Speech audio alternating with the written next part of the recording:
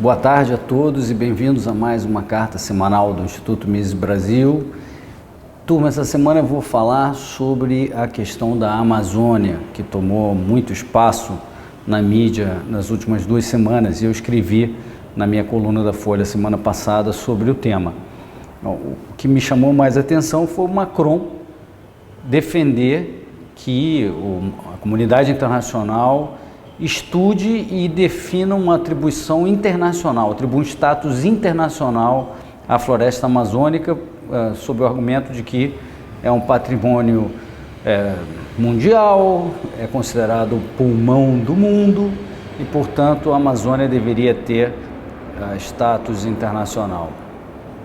Bom, quando eu falo sobre globalismo, né, eu costumo dar alguns exemplos. Esse é mais um exemplo que o Macron está me dando, né, que o globalismo se refere àquelas estruturas supranacionais, elitizadas, não eleitas, desconectadas do cidadão comum, e esse é mais um exemplo de esse grupo de elite. No caso, o Macron foi eleito na França, mas na ONU, sei lá onde eles querem estudar esse status internacional, não é bem assim. Então, é mais um exemplo. Eu citei no artigo que eu acho que o Macron está fazendo isso porque ele quer obstaculizar o acordo União Europeia-Mercosul.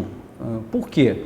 Para defender o lobby mais poderoso, historicamente, da França, que é o lobby dos produtores agrícolas, que são viciados em subsídios.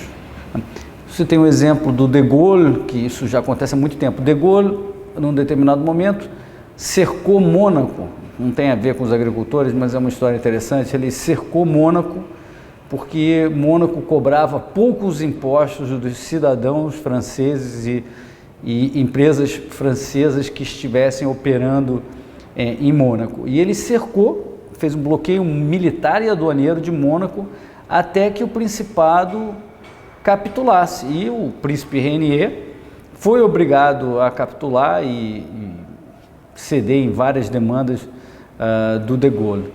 E o De Gaulle, mesmo De Gaulle, que nas conversas iniciais para se estabelecer a comunidade europeia, ele deixou o assento da França vago por quase 2 anos, entre 64 e 65, até que os demais países concedessem um poder de veto à França sobre qualquer tema de política agrícola.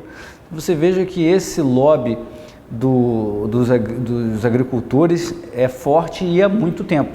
O consolo é que Macron não é De Gaulle, então eu acho que isso não vai dar em muito resultado. Agora, esse protecionismo, essa coisa de querer proteger a Europa, os agricultores franceses de competição, cria um problema prático para a Amazônia. E qual é?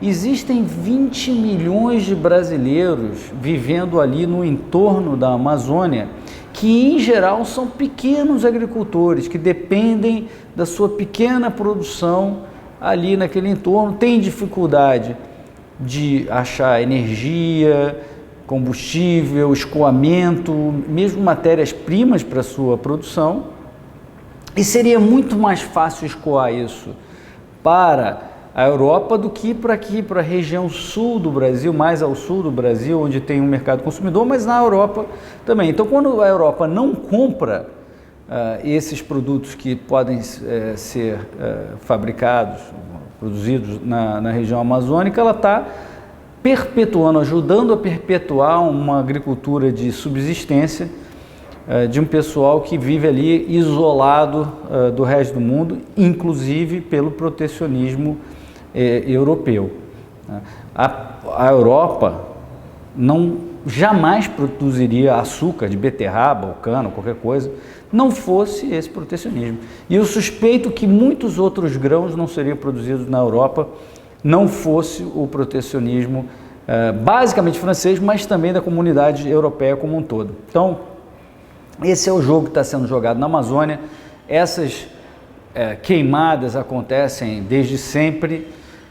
O desmatamento existe, é verdade, existe um novo Código Florestal que é considerado bastante bom. Eu ainda não o li, mas várias pessoas que eu confio dizem que o código é bastante bom e que permitem o uso de 20% da terra naquela região amazônica, 80% tem que ser preservado, e nos 20% você pode ter uma queimada, porque o pessoal lá não tem equipamentos, tratores para limpar a vegetação que está ali para fazer o plantio anual, e são obrigados pela pobreza e pela falta de estrutura a usar fogo, e muitas vezes o fogo acontece descontroladamente. Esse é o problema principal. Não é propriamente um desmatamento de grandes empresários que querem desmatar a Amazônia, isso aí é uma falácia. O que está acontecendo não é muito diferente do que aconteceu em outras épocas na Amazônia,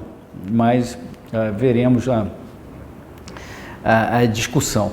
A solução, além de acabar com o protecionismo, é ter mais mercado na Amazônia.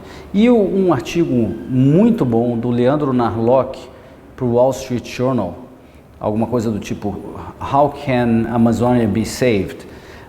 Ele justamente explora e defende essas soluções mais de mercado para a Amazônia, como por exemplo permitir a mineração nas enormes áreas indígenas, um território gigantesco, maior que vários países europeus, não europeu pequenininho, tipo Luxemburgo, mas países europeus de porte,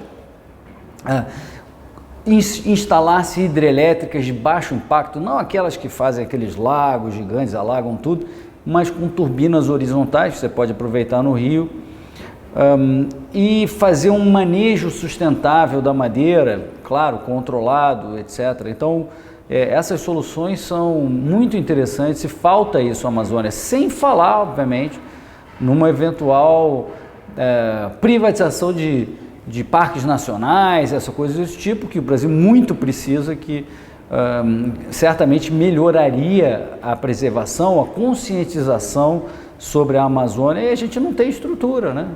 Você vai em outros países, você vê a estrutura que tem em parques nacionais com concessões privadas ou parques privados em outros países. Claro, tem uma enorme estrutura e uma seriedade muito grande com a causa ecológica. Eu acho que parte disso é o fato de que é o governo administrando esses parques nacionais. Ou seja, o mercado é amigo do meio ambiente, né? E o Leandro fala uma coisa que é muito importante no artigo dele, que o desenvolvimento é pré-condição para a preservação. Quando o cara está fazendo uma agricultura de subsistência da mão para a boca, ele não está muito preocupado em ter todo o controle, né, lá para o fogo não espalhar, até porque ele não tem condição. Então, o mercado é amigo do meio ambiente, né, e é isso que a gente deixa como recado. E eu queria dar mais 2 recadinhos. Em primeiro lugar, parabenizar o Money Report, que é agora, a partir de hoje, um parceiro do Instituto Mises Brasil, parceiro fornecedor de notícias. O Money Report é uma empresa de mídia com ideologia, uma ideologia liberal, e vai nos ceder notícias no nosso site. Você vai ver logo lá em cima, artigos, Money Report. Então, temos aí notícias também, não só análise, no site do Instituto Mises Brasil. E parabenizar o Money Report, que eu ia dizer, pelo prêmio que acaba de receber, prêmio Veículos de Comunicação, como lançamento do ano. O Money Report do Aloysio Falcão, da Cris Falcão, começou há muito pouco tempo, já está tendo um êxito tremendo. Recomendo olhar o site, é espetacular, e o que eles estão fazendo é um trabalho fantástico. E outro recado que eu queria dar, que finalmente temos agora cursos em EAD. Lançamos o primeiro curso em EAD, que é um curso introdutório. Sugiro olhar também no site do Instituto Mises Brasil, nos canais de redes sociais do Instituto Mises Brasil. Deixo um grande abraço a todos.